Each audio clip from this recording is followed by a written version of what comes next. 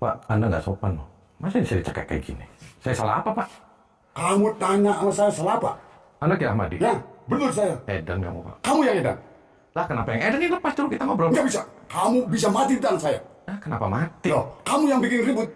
Ya saya ribut, Pak, karena saya ada perlu sama Bapak. Itu saya sama si Rere. Kamu kenal nggak sama dia? Loh, Siapa orang itu? Nggak kenal aku. jangan bohong, Pak. Bohong-bohong di mana?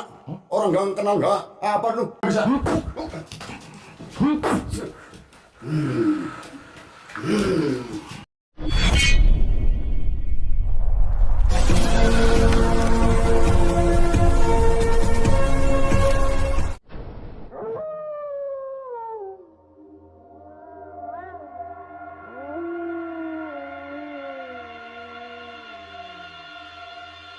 Assalamualaikum warahmatullahi wabarakatuh. Sahabat pemirsa yang dirahmati Allah Subhanahu wa Ta'ala. Aksi Kang Ujang ini adalah ketika beliau ingin meminta pertanggungjawaban Kiai Ahmadi, seorang kiai cabul yang telah memperdaya seorang perempuan muda. Dengan berjanji akan menikahi, sang kiai telah meniduri dan memoroti harta benda milik sang perempuan. Lalu bagaimanakah aksi Kang Ujang dalam menolong sang perempuan malang tersebut? Silahkan disaksikan kisahnya selengkapnya. Dan semoga Allah Subhanahu wa Ta'ala senantiasa memudahkan Kang Ujang Bustomi dalam menjalankan setiap misi dakwahnya.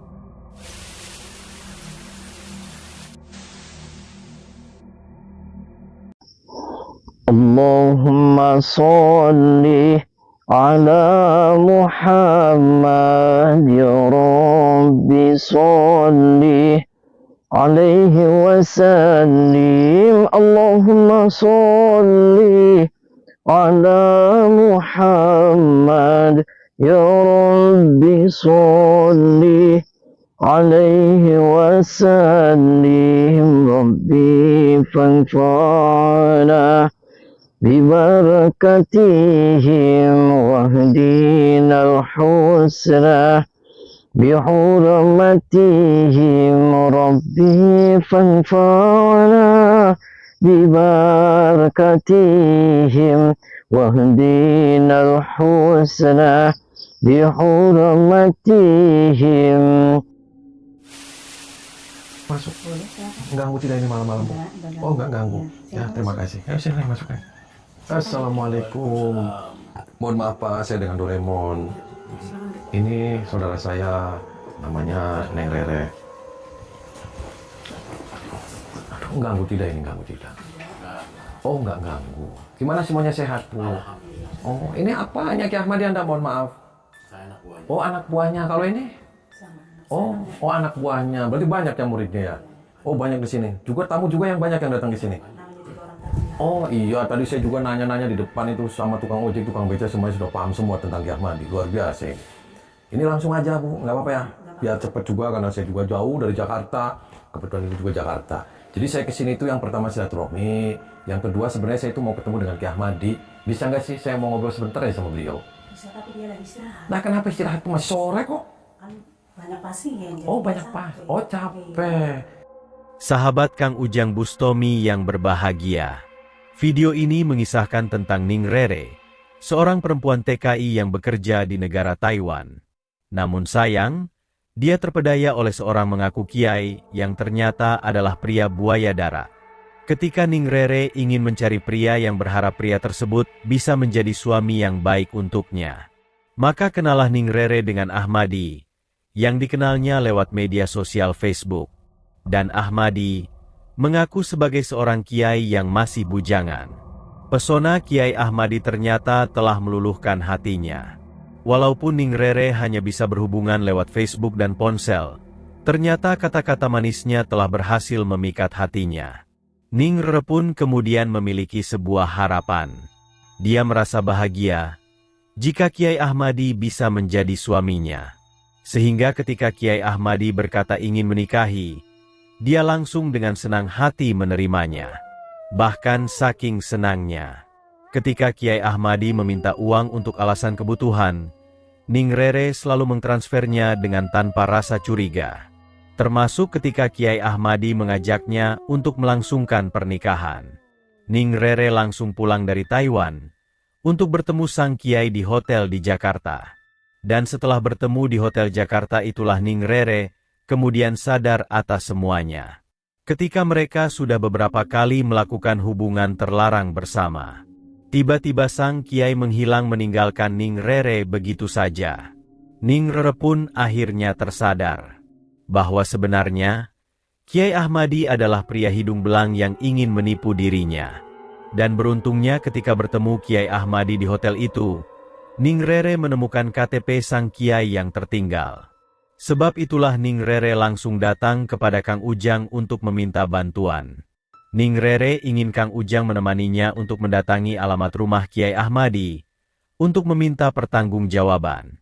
Dan ketika Kang Ujang dan Ning Rere sampai di rumah sang kiai, Ning Rere pun langsung menyampaikan tujuannya, bahwa dia datang adalah untuk meminta pertanggungjawaban Kiai Ahmadi yang telah memperdaya dan menipunya.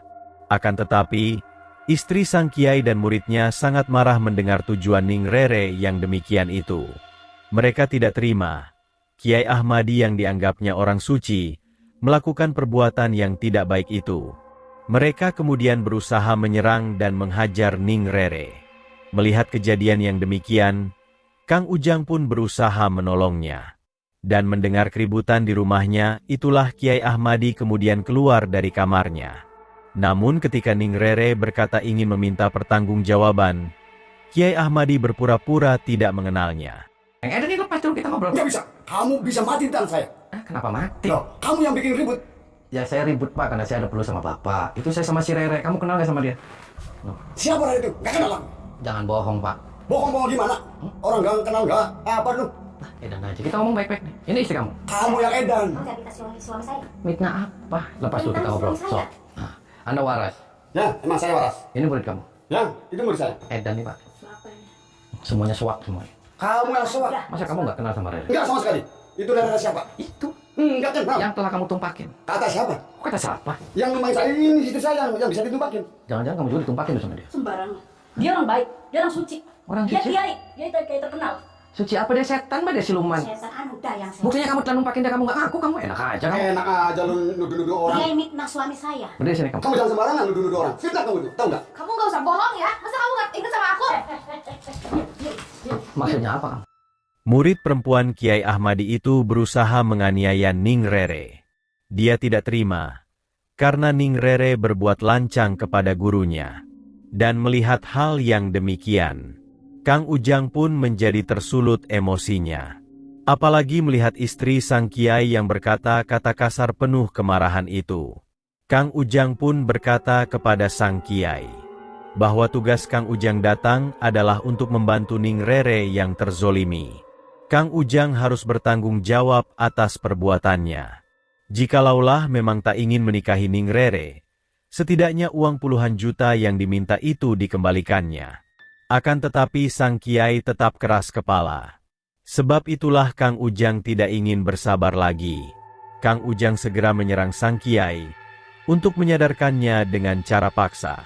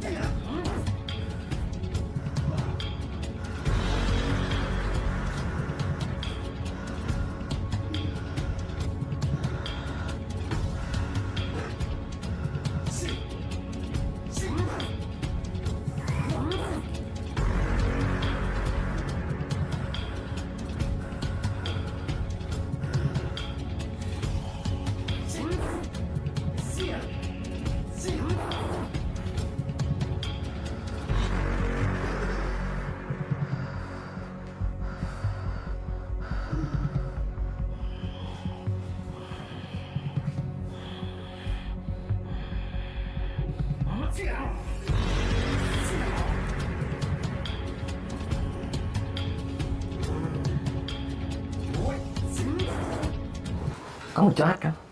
Kamu ngaku aja. Kenapa kamu nggak ngaku, Pak? Enggak.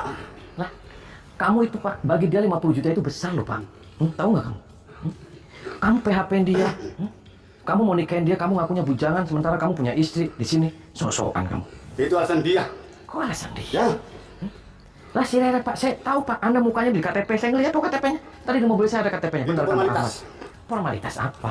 Hah? Kamu sudah numpakin dia di hotel di Jakarta kamu. 2 hari kamu diemperutin, sehari 5 kali tuh kata si Rere. Terus kamu kabur kan? Yang kedua harinya, kamu nggak mau tanggung jawab kan? Itu pengakuan dia saja, saya nggak merasa.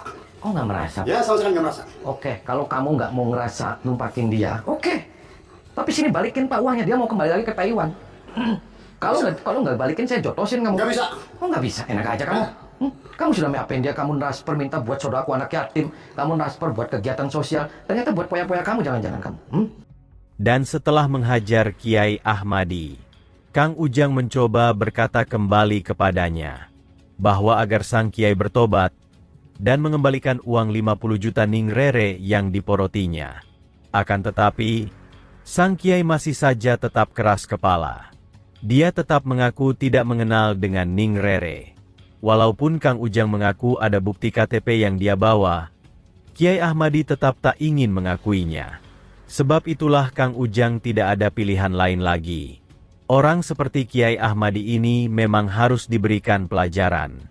Dia harus dihancurkan, sampai tubuhnya remuk dan merasa kesakitan.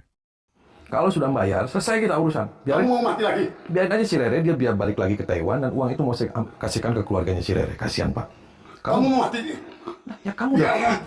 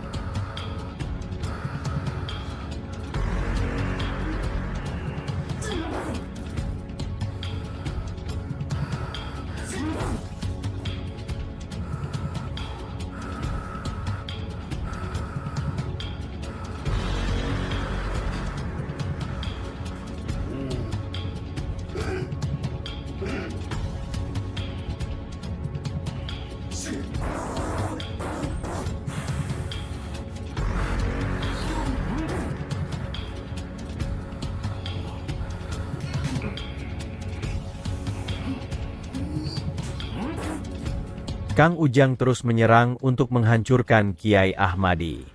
Namun sebelum Kang Ujang benar-benar bisa melumpuhkannya, sang Kiai terlaknat itu kabur melarikan diri. Dan ketika Kang Ujang hendak mengejarnya, seorang muridnya berusaha menghalanginya. Dia menyerang Kang Ujang, dan berharap bisa mengalahkan Kang Ujang Bustomi.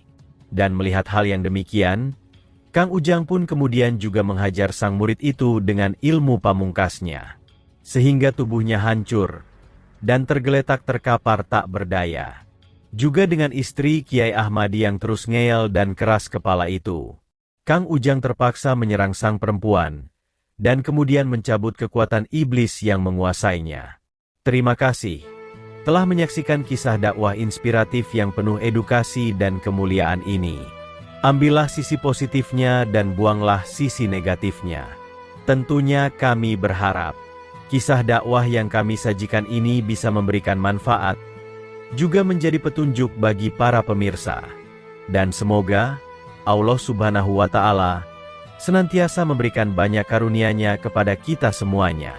Wassalamualaikum warahmatullahi wabarakatuh.